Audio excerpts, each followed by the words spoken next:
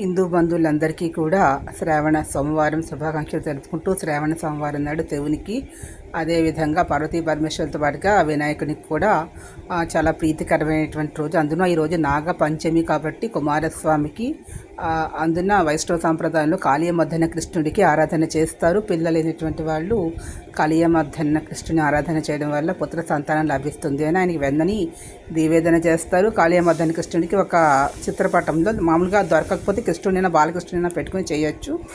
అదేవిధంగా ఈరోజు పూజా విధానంలో ఇలా శుభ్రంగా కడుక్కుని ఒక ఇలా చిన్న ముగ్గులా వేసుకొని దాంట్లో ఓం అని రాసి కుంది పెట్టుకొని ఇంట్లో పుట్టినటువంటివి తోటలో పూసిన మందార పూలు గరికిని మన వినాయకుడికి సమర్పించుకున్న తర్వాత రెండు కలుసుతారు. ఒక కలసం రెండు కలసం అంటే ఒక గ్లాసులో వాటర్ పెట్టి దాన్ని కలసంగా భావించుకొని ఒక చిన్న గ్లాసులో ఆచమానం చేసుకోవడానికి అగరవత్తులు గుచ్చుకోవడానికి ఒకటి ఇలా పెట్టుకొని విగ్రహాలన్నింటి కూడా పువ్వులన్నీ కూడా శుభ్రంగా పెట్టిన పువ్వులన్నీ తీసి శుభ్రం చేసుకుని మళ్ళీ కొంత నీళ్ళతోటి అన్నీ కూడా కొద్దిగా పసుపు నీళ్ళు లేదంటే మనకి ఉన్నట్లయితే పంచామృతాలు ఉన్నట్లయితే నీళ్ళని జల్లి శుభ్రం చేసుకున్న తర్వాత ఈ విధంగా పూజ చేస్తాం. మొదటిగా పసుపు పూలు ప్రీతికరము. పసుపు పూలు ధనలక్ష్మి కటాక్షాన్ని జ్ఞానాన్ని ప్రసాదిస్తాయి. గరికని అనుకున్న పనిలో మనం విజయం సాధిస్తాం కాబట్టి ముందర గరికతో వినాయకుడికి ఒక బెల్లముక్క పెట్టి సమర్పించుకున్న తర్వాత మిగతా పూజ మీరు చేసుకోవచ్చు. రేపటి వీడియోలో షోడశోపచార పూజ ఏ విధంగా చేయాలి అనేది నేను అర్థంతో సహా చెప్తాను.